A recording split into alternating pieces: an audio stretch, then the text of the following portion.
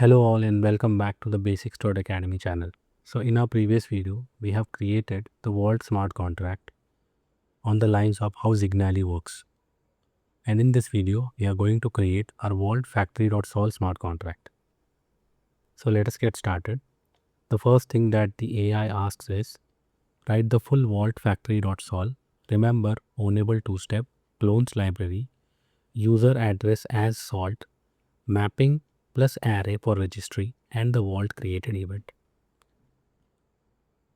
Let me scroll up because we have already laid down the outline for the Vault Factory smart contract. And that can be, here it is. So here we have the outline for the Vault Factory contract. Let me just go to VS Code. Yes, it already has the copy trade vault repo opened in it. So what I'll do, I'll go to src. Inside src, we'll create vault factory.sol. So this is going to be our outline.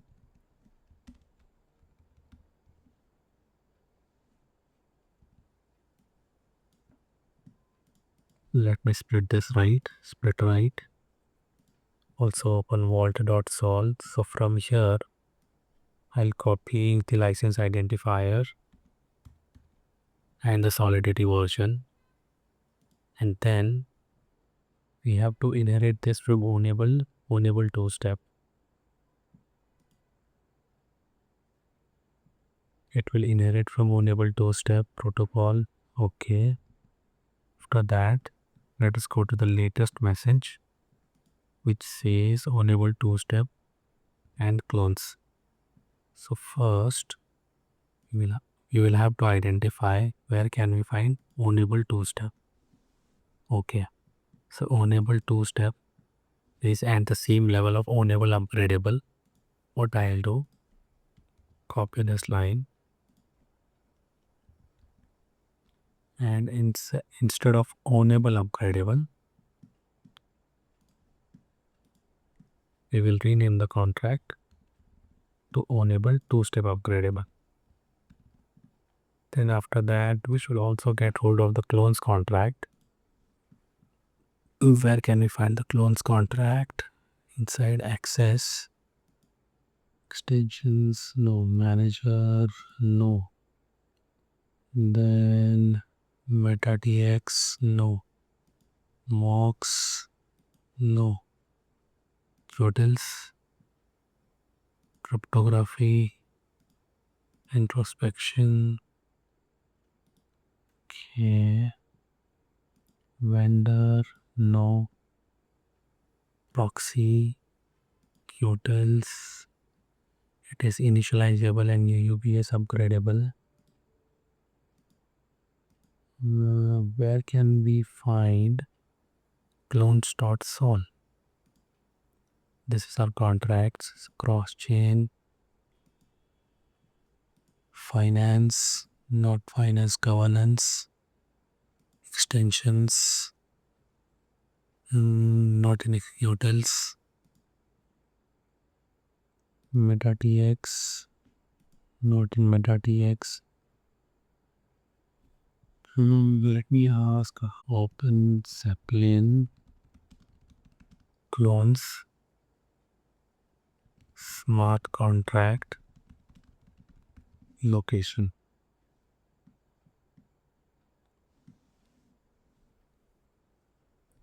Okay, the OpenZeppelin clones library implementing EIP 1167. It can also be viewed. Okay, let us go to the GitHub repository. So it is inside proxy clones.sol.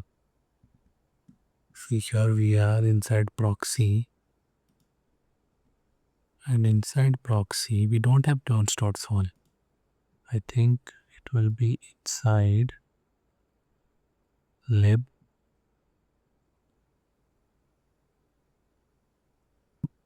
Here we have contracts upgradable, then GitHub audits contracts, scripts test. Let me open remapping.txt. Where can I find OpenZeppelin contracts? OpenZeppelin contracts upgradable /lib. Here we are, OpenZeppelin contracts upgradable /lib. There is no lib.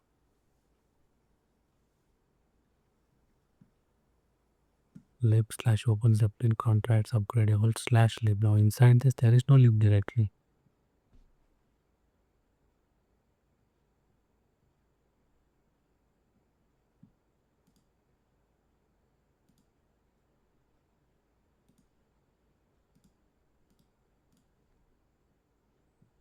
It's contracts. Inside contracts, do we have lib? No, there is no lib.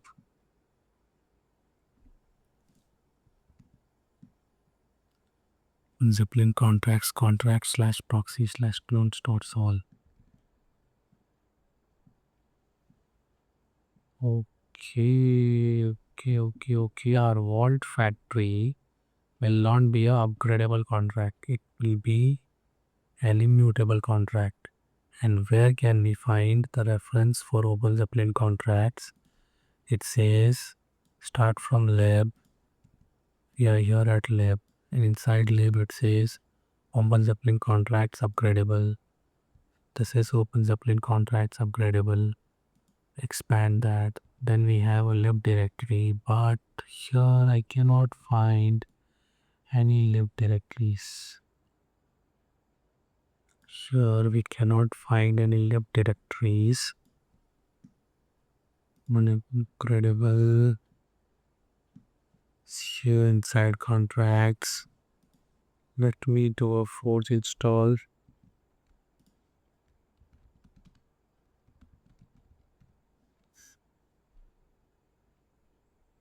Okay, updating dependencies. Okay, here we have below hard hat we have lib directory. Let us click on that, expand. We have OpenZeppelin contracts. From there contracts, then inside proxy we have Clones.sol. Can here access, inside access. So in this case it will be at OpenZeppelin contracts, OpenZeppelin contracts followed by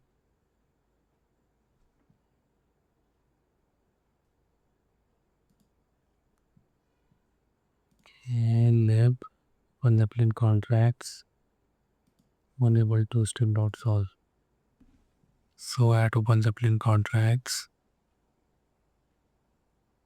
this is as good as this entire route. Starting from lib OpenZeppelin contracts upgradable, then again lib, again OpenZeppelin contracts. So we have reached up till this point. Then /access, then enable two-step.sol. After that, import, we copy this, then we have proxy. Here we have Clones.sol. Here are the imports. Yes, the imports are working correctly. Tunes.sol, enable two-step.sol. Great. Once you have the import statement, after that, init from enable two-step, then contract VaultFactory is enable two-step cons. This is done. Now let us check enable two-step. It has a constructor. No, since it is an abstract contract, it is not, but it inherits enable. Just click on enable.sol, and definitely enable.sol has a constructor. Here it is. passing in the initial owner address. So what we will do, we will define a constructor. This constructor will take address of owner. We will pass that to enable two-step owner. Also, what you're supposed to do, here the owner will be set. And after that, this is done. User address as salt, mapping plus array for registry, and the vault createVault.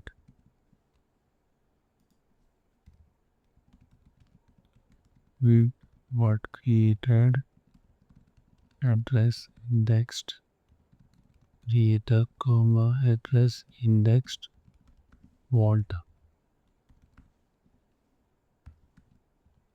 Then we have mapping will store address user to address vault public user vaults, and also I will have address array for storing all vaults. And then we'll define a getter function get all vaults.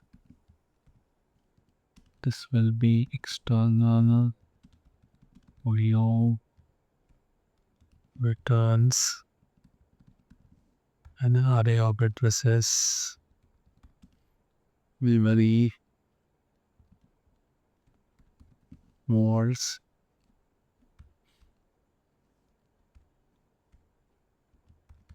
here will assign was is equal to all was, or we will use a named return,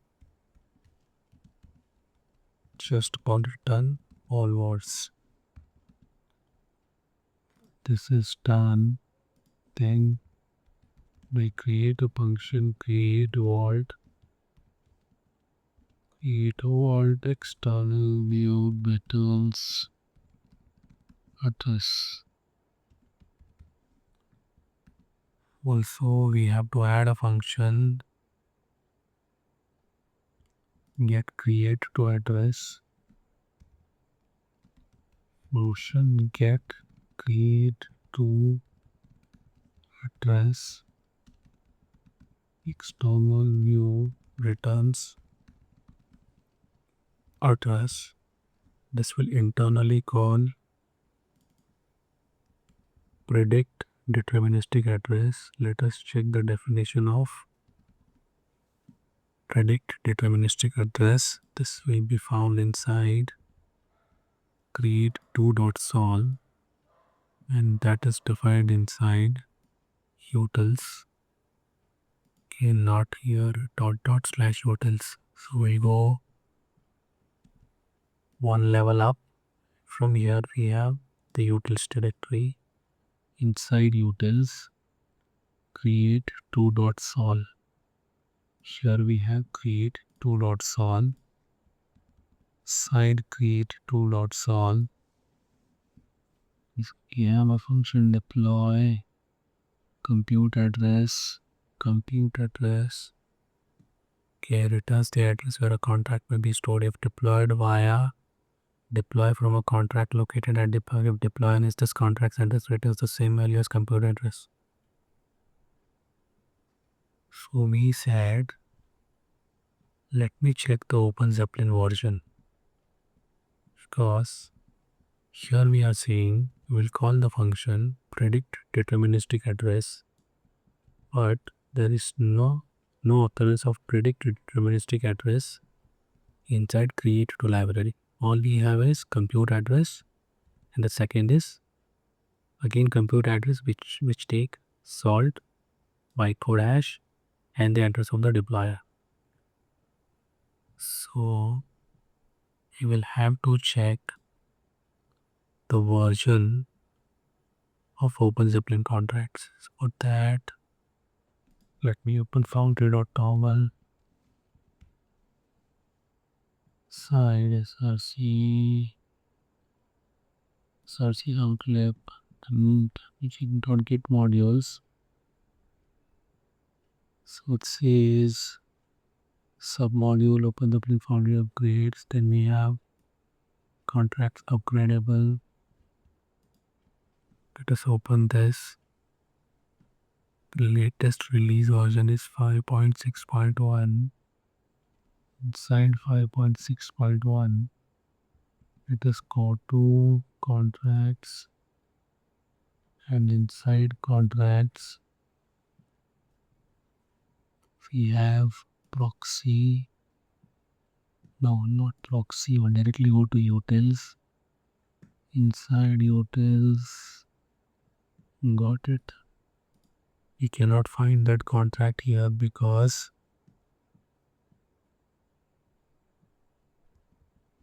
a little Foundry upgrades is this.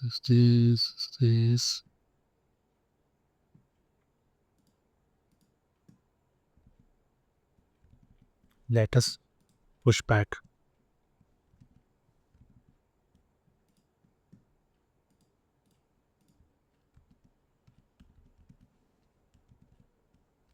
So here is the outline of the Vault factory contract.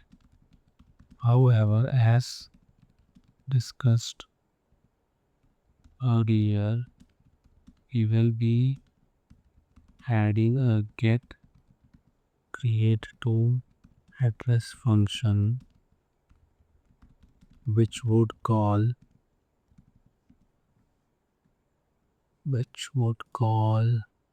predict deterministic address, predict deterministic address.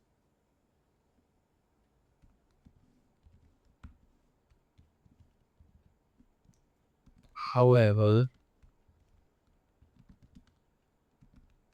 when I check create2.sol, it does not have any reference of predict deterministic address. Here is create2.sol.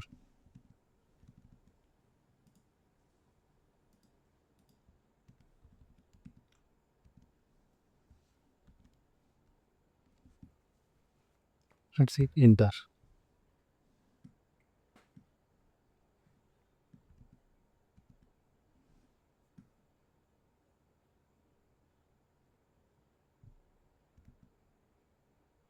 Good catch reading the source.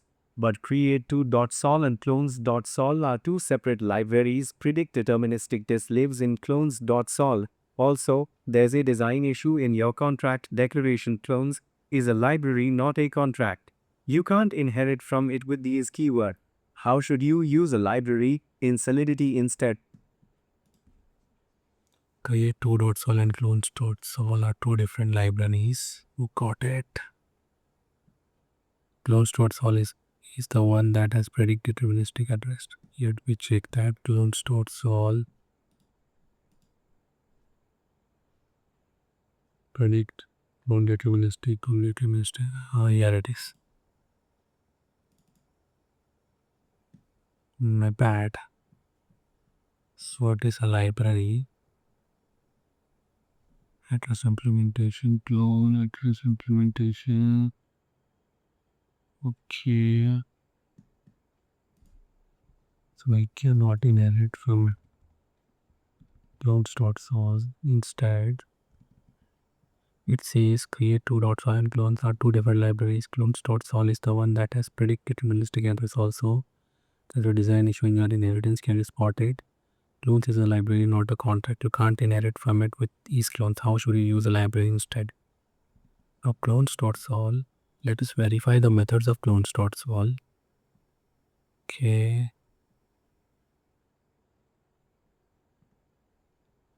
Clone address implementation, clone implementation value, clone deterministic, address implementation bytes 32 salt, predictDeterministic address, computes the address of a clone deployed using clone deterministic. Okay, date.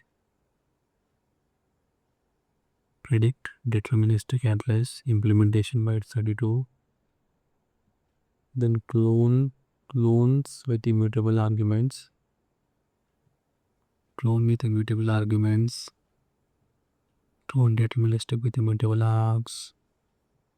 Okay. Function overriding first clone args. Not read, but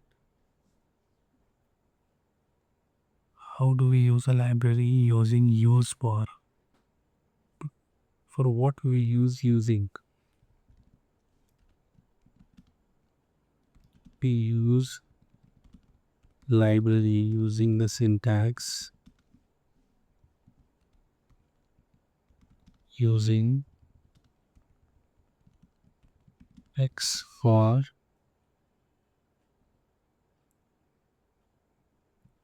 y. In our case, x is clones and y will be address.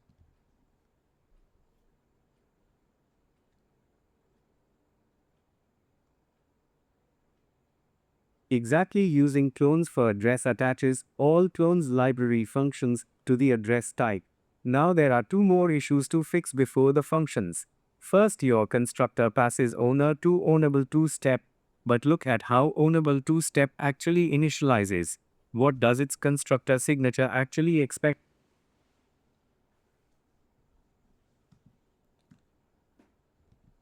First, let me add this using clones for address. This is fixed. Okay, let us look at the constructor of ownable two-step. So it says ownable two-step calls ownable. Let me open ownable.sol.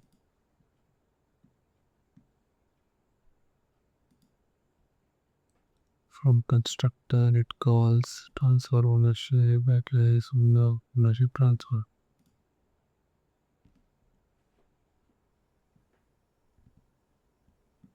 What does ownable two steps constructor actually expect, and does it need an argument at all, or does it use msg.sender automatically?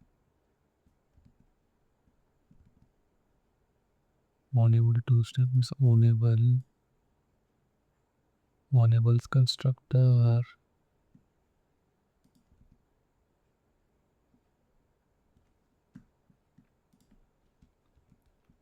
Ownable two step inherits from ownable, which has a constructor that accepts an address owner input argument for the bin.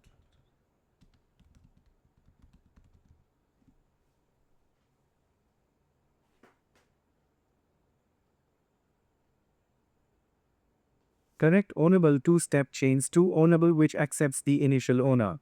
Your constructor is fine. Now the factory also needs to know the implementation address, the deployed Vault.sol contract. Where should that be stored and when should it be set?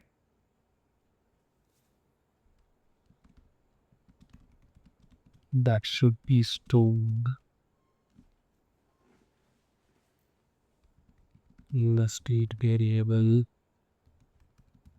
implementation and must be updated in the constructor.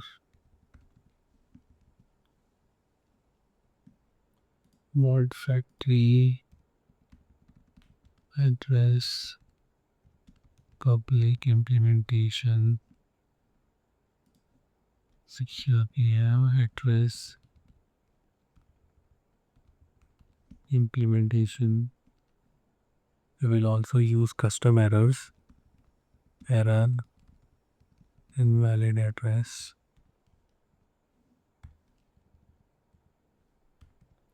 So we'll check if implementation is tuple is equal to address 0, then revert with custom error invalid address, else set implementation is equal to implementation.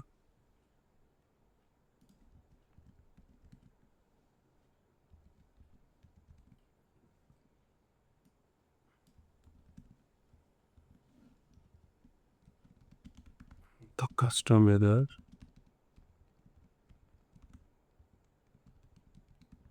invalid address is already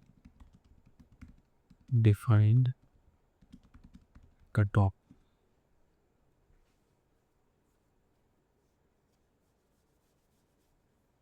Perfect. Zero address guard with a custom error is exactly right. Now let's implement createVault. Walk me through what it needs to do step by step before writing any code.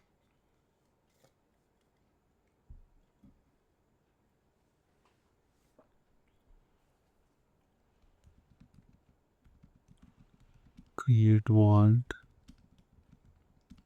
will accept the below arguments. We check what did create predictDeterministicAddress.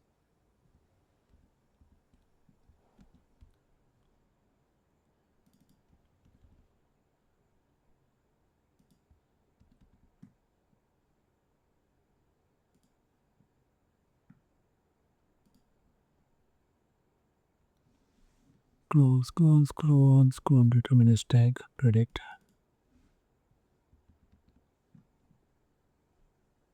So implementation address bytes 32 salt address deployer.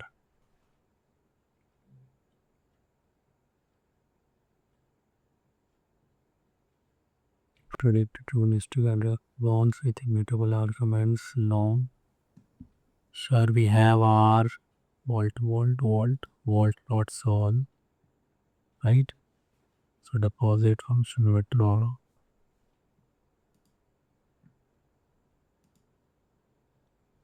Which function we call for createVault? createVault will basically create a clone of this vault contract, right? Yes, it will create a vault.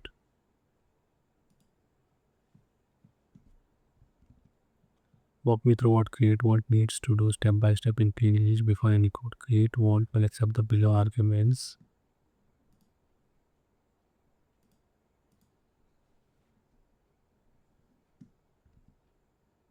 Sort and deployer. Sort and deployer since implementation can be fetched from the state variable,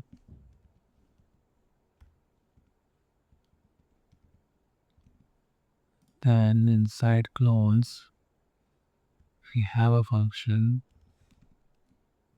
dot key. Here it is. Deploys and returns the address of a clone that mimics the behavior of implementation. This function uses the create opcode, which should never revert. This function does not check if implementation has code. A clone that points to an address without code cannot be initialized. Initialization calls may appear to be successful, but in reality they have no effect and leave the clone uninitialized, allowing third party to initialize it later. Okay, so we have two functions. First is address implementation, which this uses create opcode. This function uses the create opcode. Okay. And second we have but with the value parameter to send native currency. You're not going to use this as well. First, second, then we have third. So what we have is This will internally call the clone function. Okay, clone implementation 0 is this one.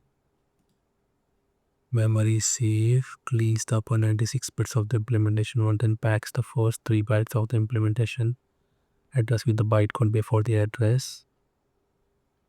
Okay, packs the remaining 17 bytes of implementation with the bytecode after the address. Instance is this create value instance. Clone deterministic, right? In our case, we will not be calling clones.clo.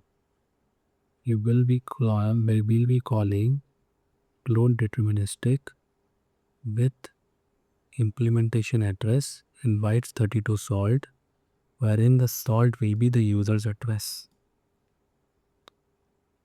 Clone deterministic, this is internal.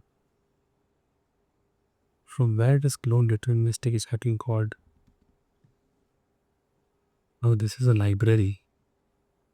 Clone deterministic 4444 clone deterministic implementation salt.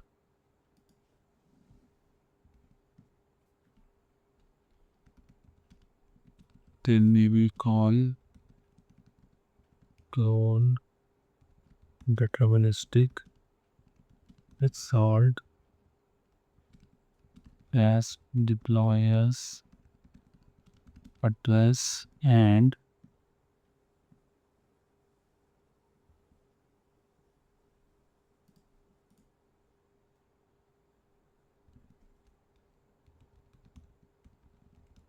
implementation by reading it from the state variable.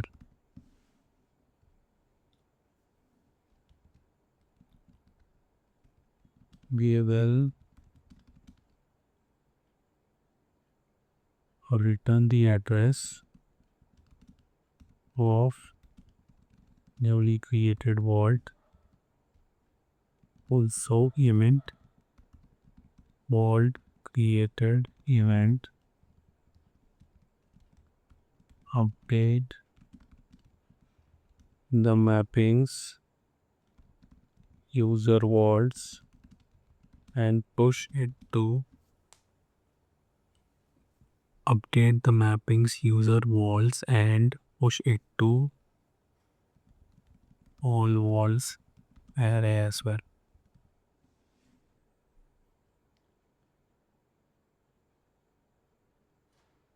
Here. Good flow. But challenge on the first point you said createVault should accept salt and deployer as arguments. Who is calling this function? Does the EVM not already give us the caller's address for free?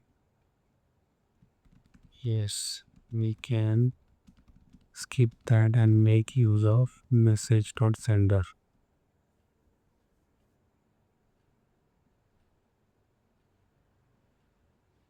Exactly, msg.sender gives us the caller for free. Now one more edge case. What if a user calls createVault twice? Should the factory allow multiple vaults per user or guard against it, and how?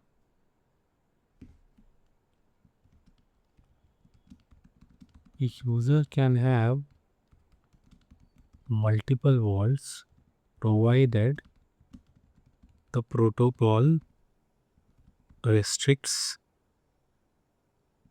a user to have only single vault. If in case of a single vault, we will check if mapping of user address returns a non-zero address, then throw an error vault exists.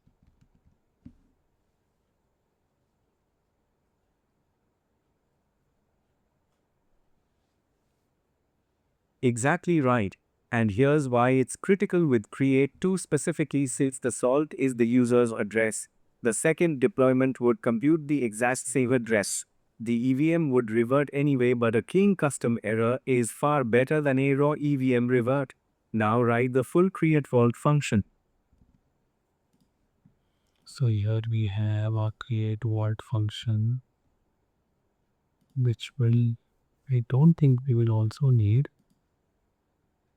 We will also need to accept salt because message.sender can be used or deployer as well as salt.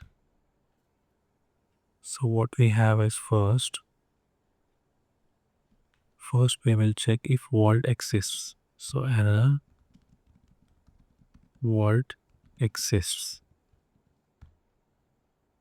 Here we will check if user vaults of message.sender is not equal to address of 0, revert vault exists. If not, then in that case salt bytes 32 can be calculated from message.sender. Implementation can also be called. Then we will call clone deterministic with the salt as deployer's address. Now we will be calling tools.sol we said using clones for address. So message.sender is an address. Now if we call message.sender with clone deterministic address implementation bytes 32 salt,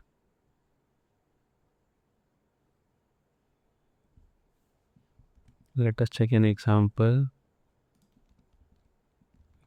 of creating new contracts using fuzzy clothes.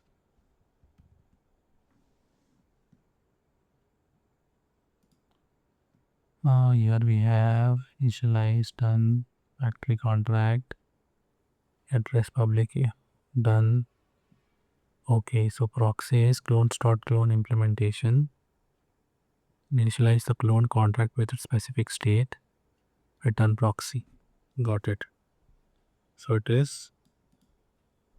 There is no need to have the statement using clones for address.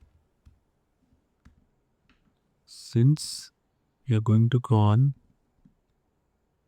address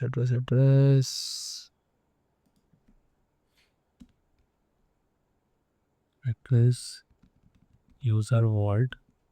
Okay, and this will be nothing but user vault is equal to clone deterministic. We are going to call clone deterministic with the parameters implementation address and bytes 32 in bytes 32 salt value. Implementation is already set, and let us try to explicitly convert message.sender to bytes 32. This will create a user vault. Once the user vault is created, we will also have to call the initialize function. So my token proxy.initialize, okay, name owner, initialize the clone contract with its specific state. First is clone the implementation contract and then initialize with the initial state. In this case, let us also import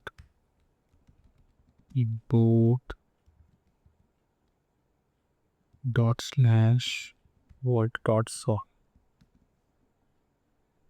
So what we are going to do is we are going to call vault with user vault and dot initialize, and we will pass in the initial owner, which is the caller. Once this is done, okay, after that we have, then we will call clone deterministic with the salt. This is done.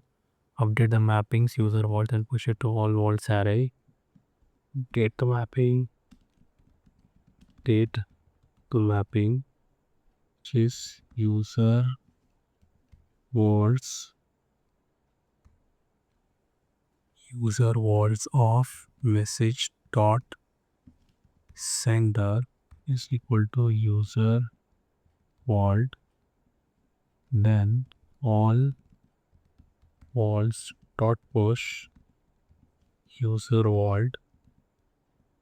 After that, emit vault created, emit vault created, wherein the creator is message.sender and the address of the vault is user vault.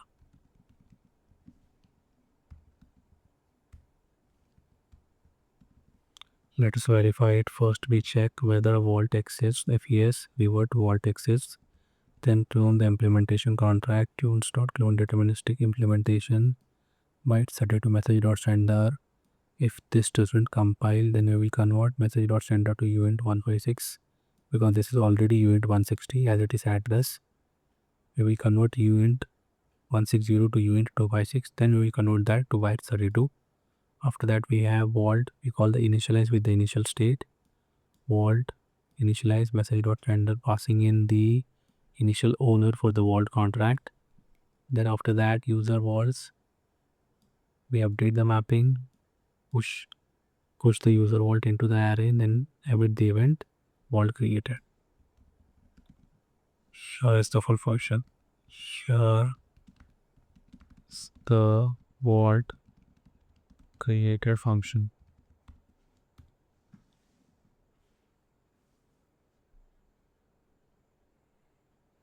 Two small issues, the function is marked Very solid. Two small issues. Bug 1, the function is marked view but it deploys a contract update state and emits an event. What should the mutability actually be? got it. Removed view from it.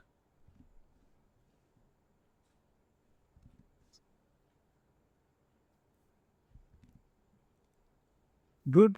Bug 2, you're casting msg.sender to bytes 32 directly and address is 20 bytes, but bytes 32 is 32 bytes. Will this cast compile cleanly in Solidity, or is there a safer explicit conversion you should use?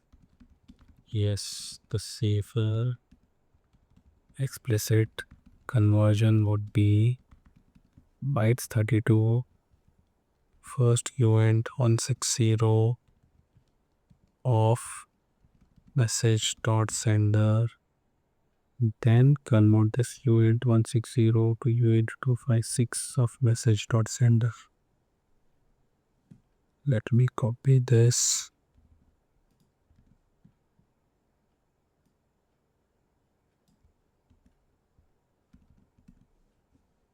Exactly address to uint 160 to uint 256 to bytes 32.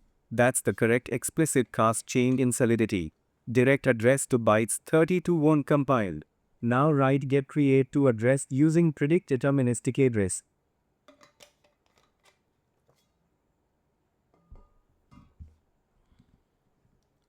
So here we are going to call predictDeterministicAddress, predict, which takes the implementation and 32 bytes salt that we so VaultFactory no return clones dot we have implementation followed by address deployer, then we convert the deployer to bytes 32 salt.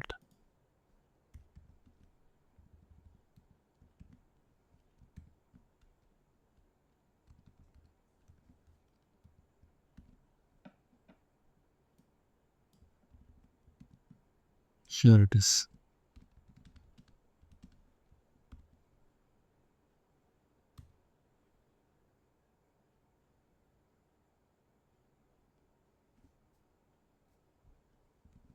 Almost, but predictDeterministicAddress takes a third argument beyond implementation and solve. What is it and what value should you pass in our case? Got it. Predict. Implementation salt deployer.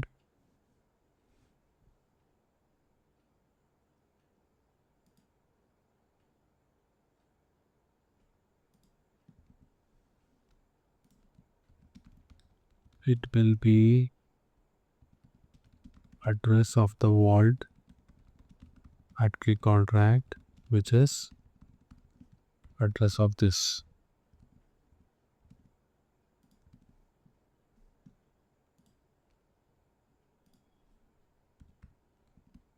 Exactly. The deployer argument is address of the factory contract itself. Because the factory is the one calling clone deterministic, so it must be the same deployer used in the address prediction formula.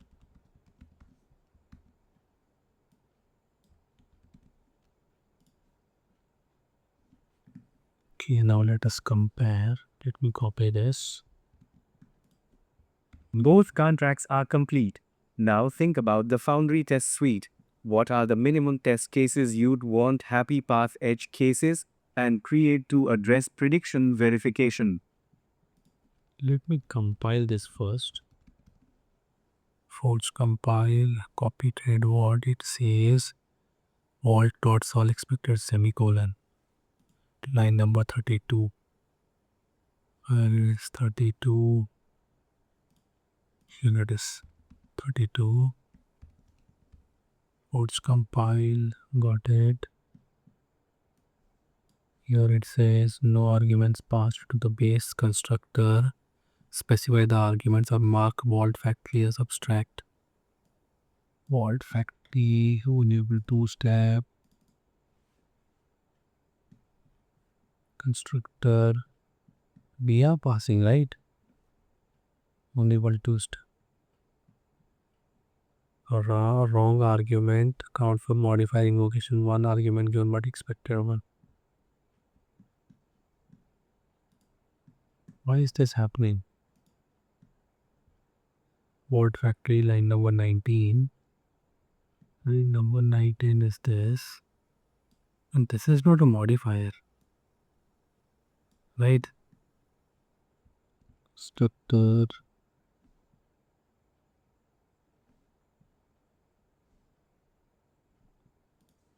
Okay, no arguments passed. Enable two-step.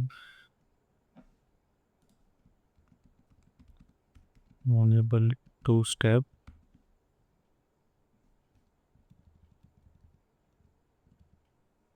Mark X as abstract.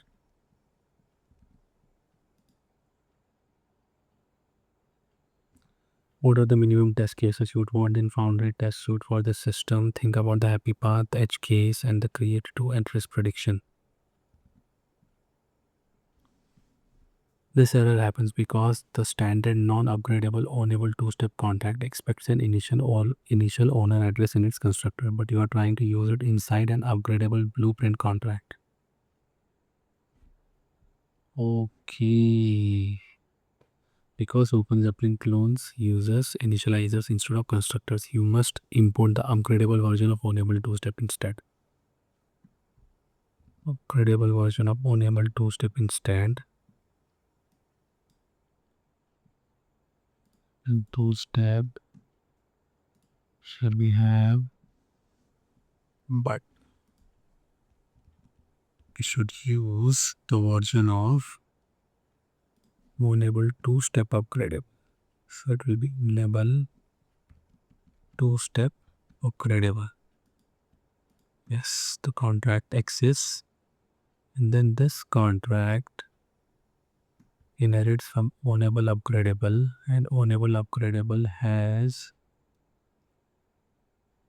an ownable init function with initial owner. So here we are going to call ownable two-step upgradable address owner. We'll also check if implement if owner stubble is equal to address 0, then again reward invalid address. When both these checks pass, set implementation to this and call enable init the owner address, then change the inheritance from ownable two-step to ownable two-step upgradable. After this, let us compile the contract. Force compile, done. Use named imports or alias import.sx. Okay. So these are just informational things. Use named imports a comma b or alias import .sx Vault.sol. Got it. So we are inside Vault.sol. So it says import from, we have import, we are going to import initializable from this and ownable upgradable from here. Similarly, we'll do it here as well. From that, we copy this, paste Vault.sol, same thing, import Vault from Vault.sol, then Clones.sol, and at last enable two-step upgradable from enable two-step upgradable. Force compile done. Now let me run foods format. Okay, you also formatted the code. After this, what we will do, we will inform Claude the above contract will not compile as we are using ownable two-step. Instead, we should use ownable two-step upgradable because Vault contract is upgradable and not using it results into compiler error.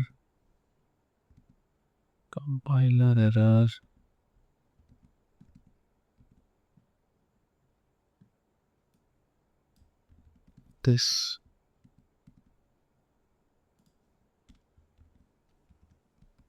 below is the working updated contract. Update memory if needed. So in the future, we do not skip this step.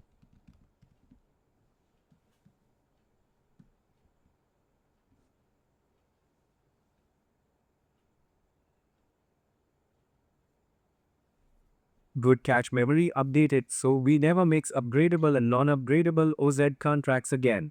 Both contracts are now solid. Let's design the Foundry test suite.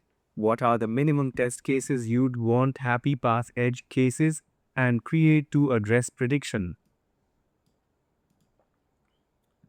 Okay, so minimum test cases.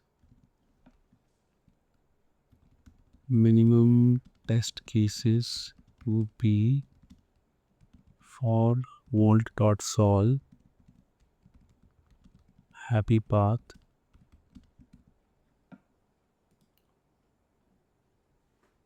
deployment,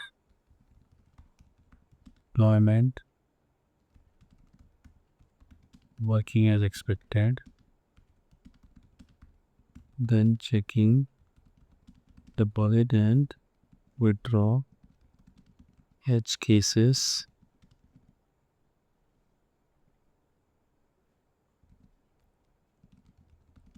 calling initialize twice should fail, then calling withdraw with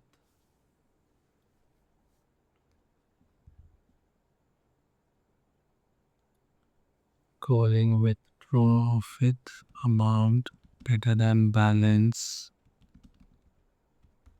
should fail.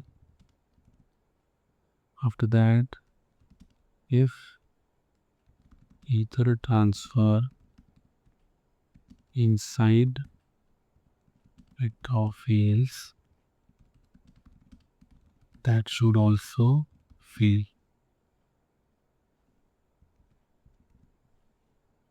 Till for VaultFactory.sol happy path deployment works, createVault works,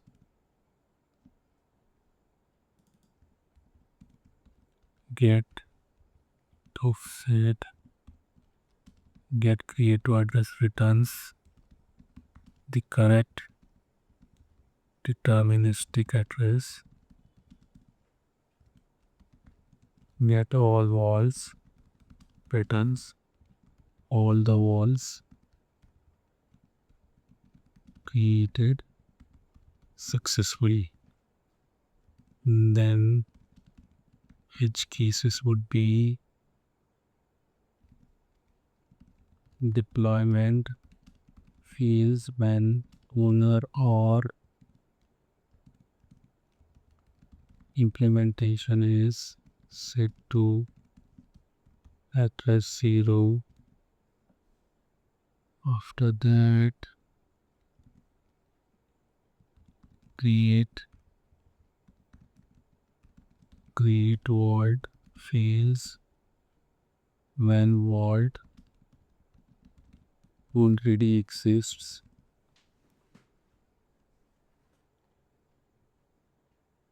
After that, okay, that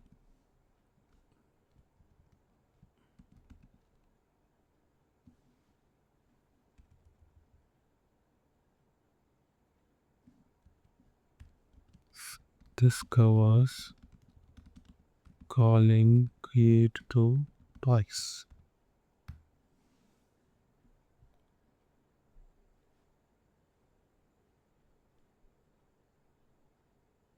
Excellent coverage. Two more edge cases to consider. First, after create vault, the vault as owner should be the caller, not the factory. Should you assert that explicitly? Second, vault isolation. If two different users each create a vault and deposit ETH, can user A withdraw from user B's vault?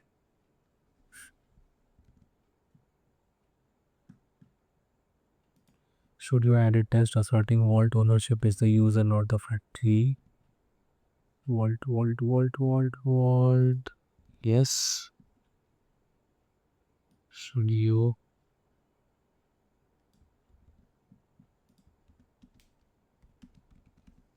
Yes.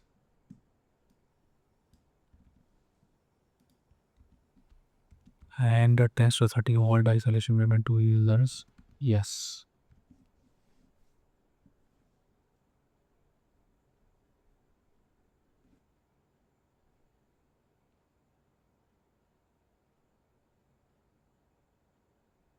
Good. Now write the Foundry test file. Start with the setup function and the first 3 vault tests. Use vm.predictDeterministicAddress and vm.expectEmit where needed.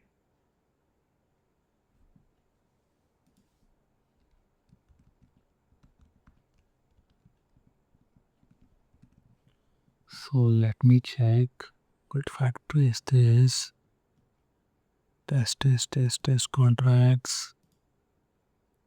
Test.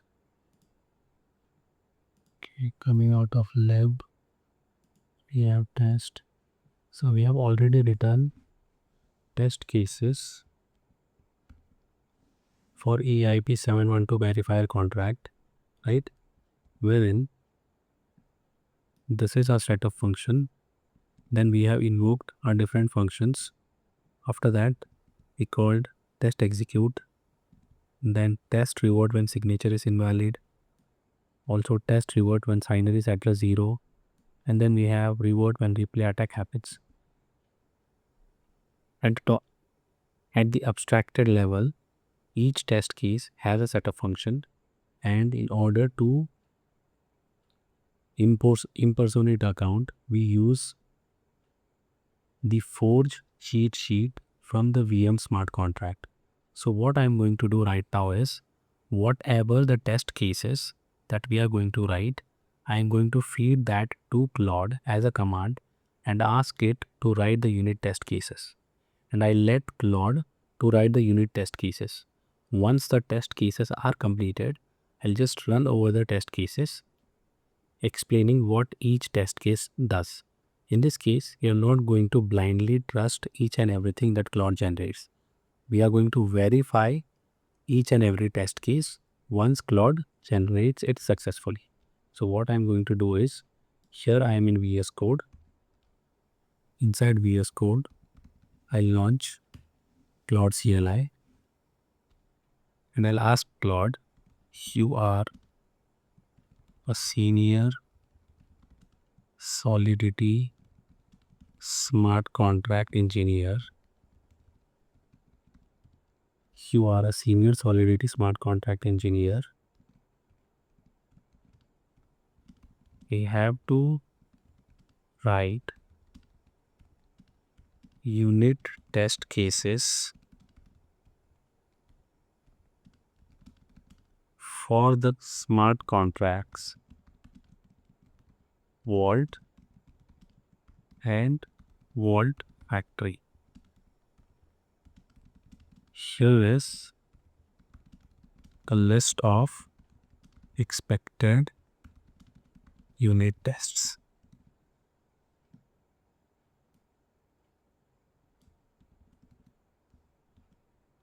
Vault.sol, then VaultFactory.sol. Also, in case of withdraw, add a first test by passing in random values for amount.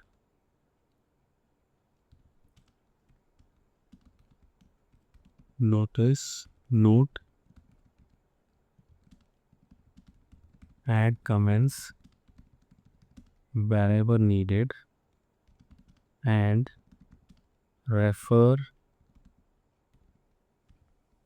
the structure of at EIP 712 for the structure of EIP 712 verify.t.sol unit test cases. With that said, let us hit okay. Expected all tests should pass. Ensure 100% code coverage.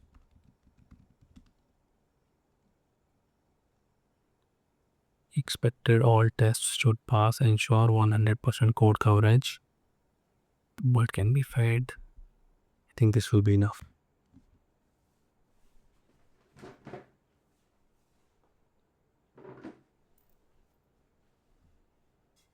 Okay, we did not specify it is a Foundry project.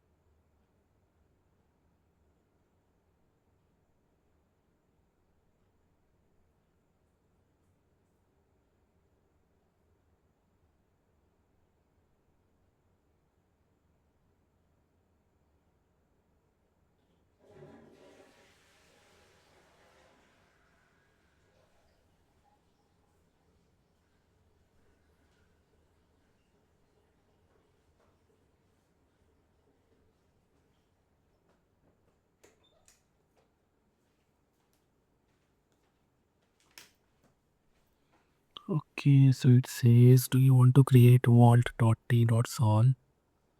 Let me disable this. Disable for session. Yes, disable. Yes. So, and then next, do you want to create VaultFactory.t.sol? Yes. And we are done. This is that. This is the power of AI. But the important thing here is to ensure that whatever AI has generated is correct. We are going to go through it.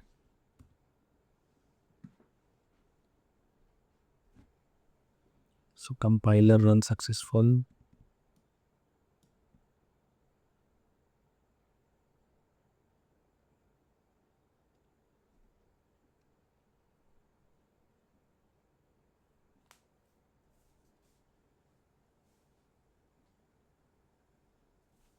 The vault.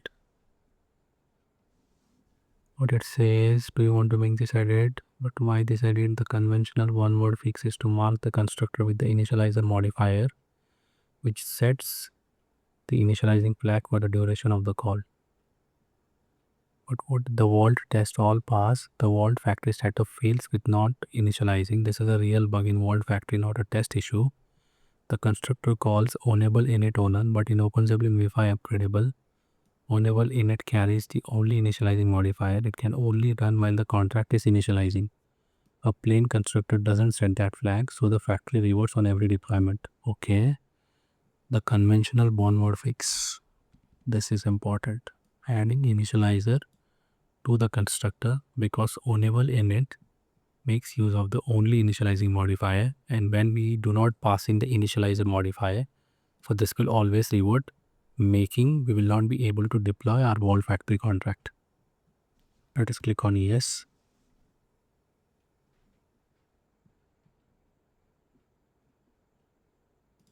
Forge test.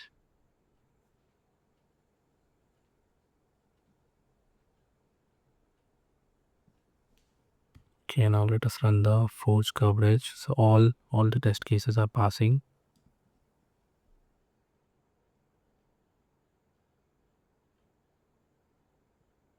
Contact bug rate.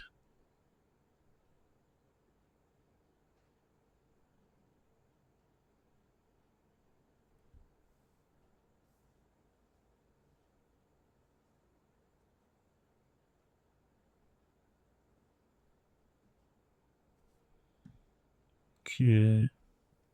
Now let us go through the generated test cases.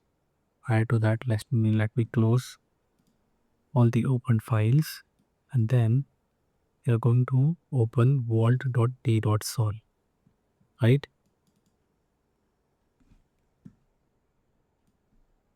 So inside Vault, first we have imported the test from Forge standard library, and this our Vault test inherits from test contract. Then we have created street variables such as implementation, Vault, then owner, user, non-owner, mirror of the events emitted by Vault, so we can use vm.expectEmit. Then inside setup function, we deploy the implementation. Its initializers are disabled in the constructor, so we interact with the fresh clone instead. Implementation is new Vault. Then we create a minimal proxy clone and initialize it with owner. This is Clones.clone. We pass in the implementation address. We set that to the Vault. Then we call Vault.initialize owner. After that, these are our helper function, deposit, helper that funds Vault with amount of ETH via the deposit function. So vm.d basically hands over the passed in amount to the user's wallet. Then when we call vm.prank, it is as good as the next transaction that will be going from our test cases will be from this user wallet address. Then we call vault.deposit and passing the value amount. First, we check the test deployment function. Inside test deployment, we check the clone is initialized, owner is set, and balance starts at 0. So assert equal vault.owner is equal to owner. Then after that, we check the balance is 0 and the vault balance is also starting from 0. Moving ahead, we check our test deposit function. We set the amount to 1 ether.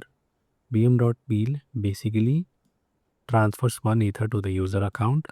Then we check expect the deposit event with the depositor and amount. Emit deposit user amount. Then we tell the VM that the next call is going from this user wallet address, and then we call vault.deposit passing in the value amount. This is not needed because in latest version of, you could say, Foundry, this is redundant. So let me comment this out. We will run the test cases again. After that, both the tracked balance and the real ETH balance increase. So we check the vault balance is equal to the amount, and then we check the balance inside the vault contract is also equal to the amount. Moving ahead, we check the withdraw function. So inside withdraw, first we set the amount to 1 ether. We call the internal function deposit, which will help us to deposit 1 ether into the vault contract. After that, first we check owner balance before owner balance. Then this is redundant. Let me comment this out. After that, the transaction which we are invoking must emit an withdraw event. After emitting the withdraw event, we track balances. ETH is transferred to the owner. So the vault balance goes to 0, right? This is vault.balance. Where is it fetching vault.balance? Let me open vault.sol. Vault.sol. Here we have, okay. So this is vault.balance, which stores the ether, the total number, the total ETH which we are sending to this contract into this state variable. So it checks that state variable is implemented, or after withdrawing it is decremented to 0. Then address of vault.balance. So this is apart from the state variable, the actual balance is also decremented to 0. And then we assert that the owner balance is whatever the owner's balance was before calling withdraw plus the amount which the owner received after calling withdraw. So here we check test revert if initialized twice. The clone was already initialized in setup, so a second call reverse. vm.expectRevert initializable dot invalid initialization dot selector. So this expect revert is coming from the custom error, which is invalid initialization. This is how you set the custom error selector inside Solidity unit test cases. After setting that, you call vault.initialize with owner, which in turn will throw this error. Then we check test revert if withdraw exceeds balance. So here we do vault is empty, withdrawing any non-zero amount reverts. Prank owner, then we call this is the expected revert, which is insufficient balance. Then we do vault.withdraw ether.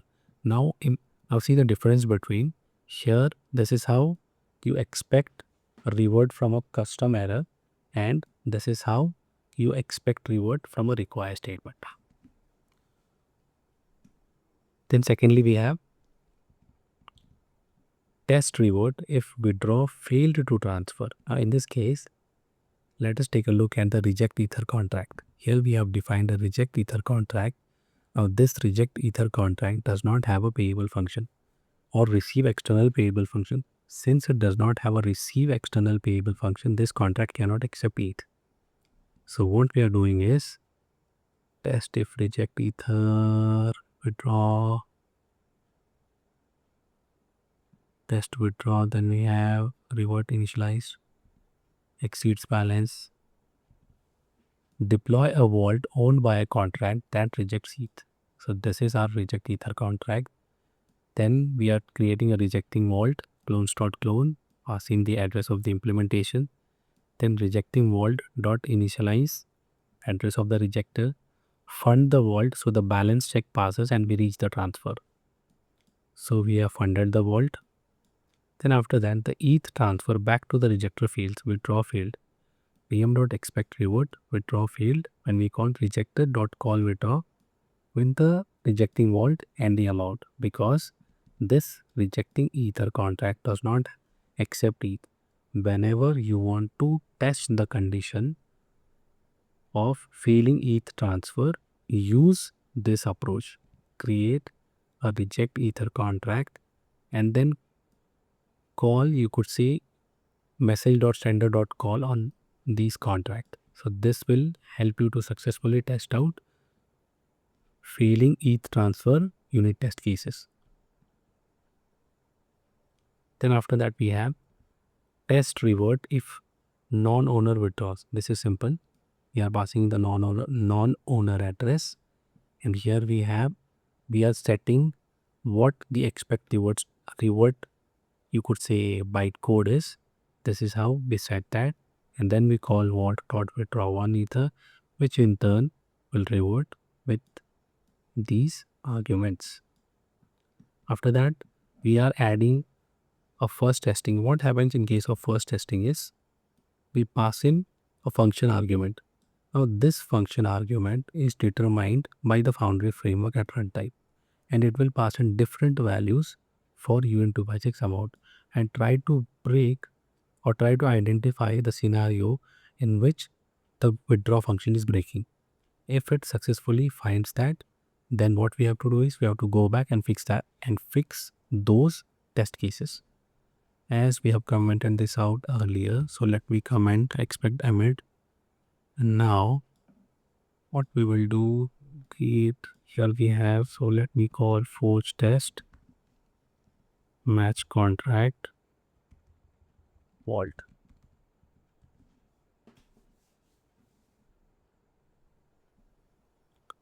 So let us check at our vault contract. Here you can see the output of normal test cases as compared to first test cases, right? So it has ran it 256 number of times. Our test first withdraw function, right? So the runs happen for 256 times. And then for all the other functions, it does not accept any input argument. These are normal unit test cases. After this, I hope you would have got an idea about how to test different scenarios using Foundry. Also, there is no need to write this vm.expectEmit as it is redundant, because in latest Foundry release versions, this is not required. So let me just go above and remove this vm.expectEmit default statement. Done. Then we have okay, last we have it over here. Now we will open VaultFactory.t.sol. So here also we have, it is similar. This is our setup function. This is how you test a deployment. State variable set by the constructor, that is the implementation is set, or the implementation fetched from the factory contract is equal to the implementation which we have created inside the setup function. Then we check the factory.owner is indeed the owner address, and factory.get all vaults is initially set to 0. Then we do our create vault. This is redundant, vm.expectEmit. Let me search for vm.expectEmit. Okay, so that was the last one. Then we have our test create vault. So this is our predicted address which we are calling, which we are getting from the get create to address function. Then we say expect the vault created event with creator and the predicted vault. Emit vault created with user A and predicted. So vm.prank user A,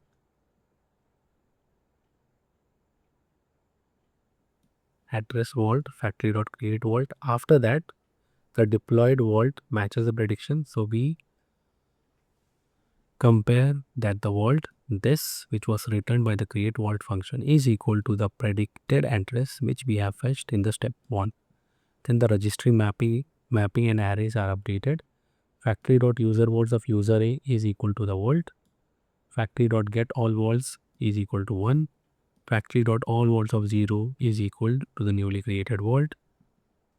The vault owner is the user, not the factory. Then we assert that the vault owner is equal to user A, and we also assert that the vault owner is not equal to the address of the factory contract. Secondly, we check get create to address function, then get all vaults, then test vault isolation. This is important because here user A is creating a vault And here user B is creating a vault. User B cannot withdraw from user A's vault. Only owner guard is there. So this ensures that user A cannot withdraw from user B's vault. Test revert deploy when we pass in the 0 owner address. That time the deployment should fail. When we pass in the 0 implementation address, that time also it should fail. And when we are trying to create a vault twice, that time also it should fail.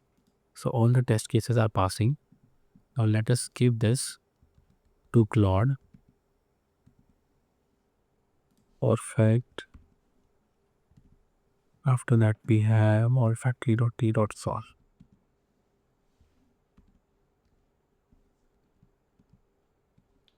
Using AI to generate code is good, but you should also understand what exactly it has generated. As in this case, the vm.expectEmit was redundant. It was not needed in latest Foundry release versions. But if you don't understand it, you would have used it blindly.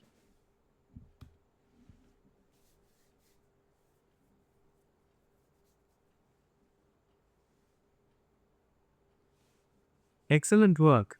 Both test files are comprehensive and production quality. Let me highlight a few things you got especially right.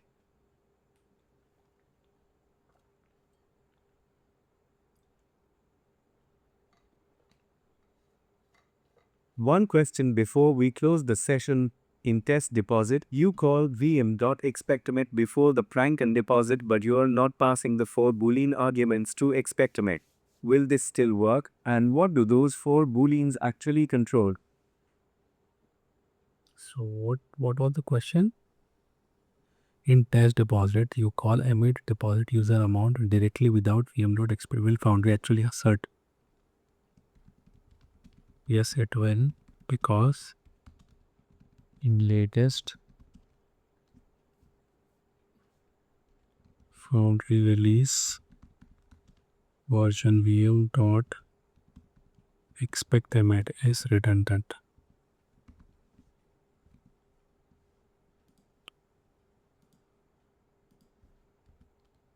expectEmit. Okay, instead of that, we need a blank vm.expectEmit. So Vault.t.sol. So it says, let us look at the different events. Event deposit.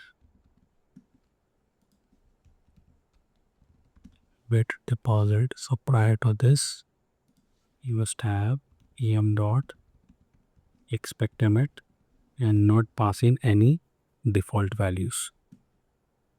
To that emit deposit done. Then we have emit withdraw. Okay, prior to that we have the statement done. After that again, so here we are not checking.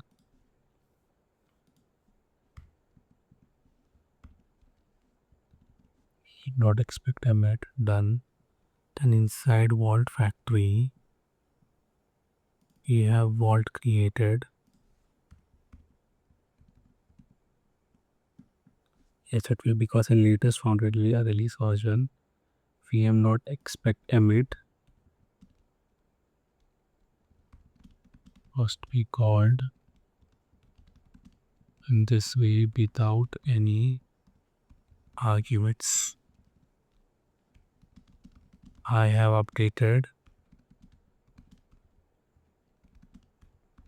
the code earlier. I missed it and removed it completely, which is incorrect.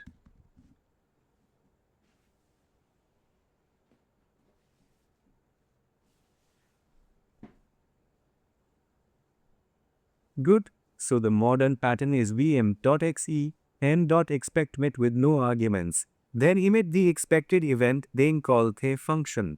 But what did the 4 Boolean arguments in the older syntax actually control? What does each Boolean represent? Each Boolean represents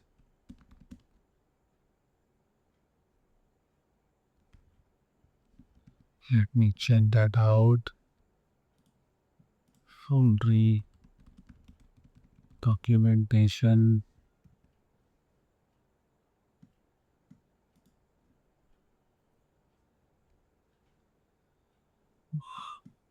Get started. vm.expectEmit. I'm at Solidity.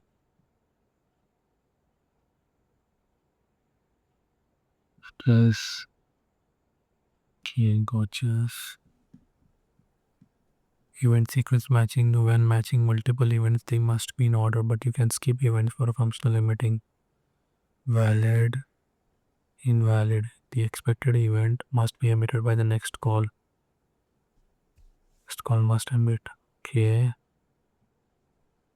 Not expect emit. Is that we expect emit. True, false. Here it is. Selective topic checking. Okay. Topic 0, topic 1, topic 2.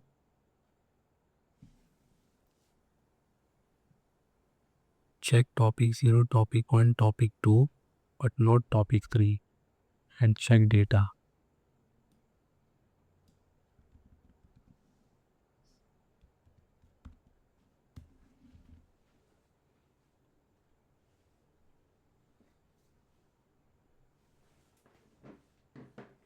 Exactly. The four Booleans map to check topic 1, check topic 2, check topic 3, and check data. Topic 0 is always the event signature hash and is always checked. The modern no argument version simply checks everything, all three index topics and the data. It's stricter and cleaner.